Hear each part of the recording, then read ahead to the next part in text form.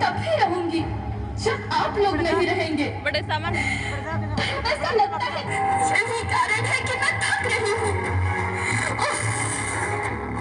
क्या आप जानते हैं कि इन रसायनों के जहरीले कण से मेरी मिट्टी वैसे ही जलती है जैसे आपके शरीर पर कोई तेजाब डाल दे। लगता है मेरे बच्चों को मेरे दुख का अंदाजा नहीं है। मेरी मिट्टी बंजर हो रही है। ये रसायन मेरी मिट्टी के उपजाऊपन को खत्म कर रहे हैं और इसमें पाए जाने वाला नमक मेरे शरीर तक मिर्च की तरह जा रहा है। मेरी फसलों की पैदावार कम हो रही है। मैं धीरे धीरे और थक रही हूँ।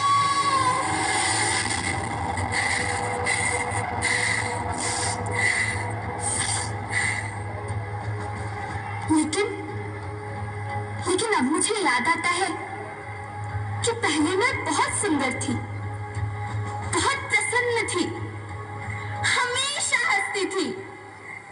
मुझे अब भी याद है।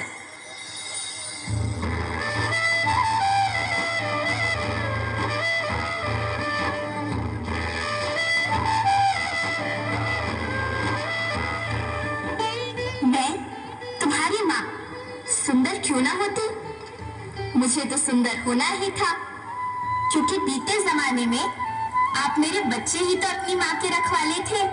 आप लोग प्राकृतिक खेती करते थे और फिर हमारी सभ्यता में तो प्रार्थना भी धरती कल्याण की है।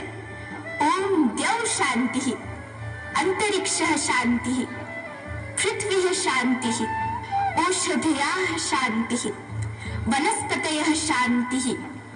ओम शांति शांति शांति।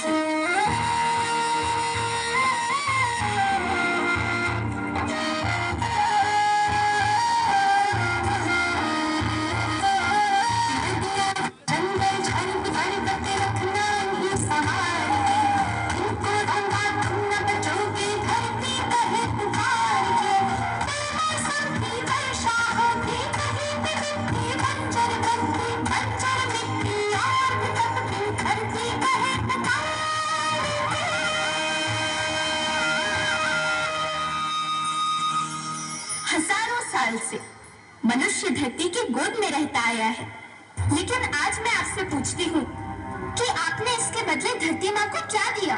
ये जहरीले रसायन और प्राकृतिक खाद जो मिट्टी को बंजर कर रहे हैं, उर्वरकता को बर्बाद कर रहे हैं।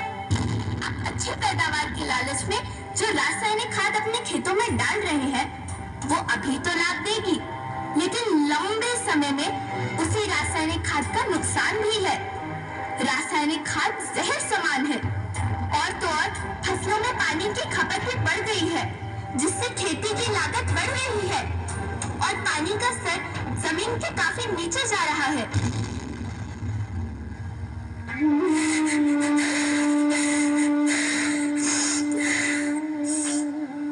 बच्चों, मैं तुम्हारी माँ हूँ।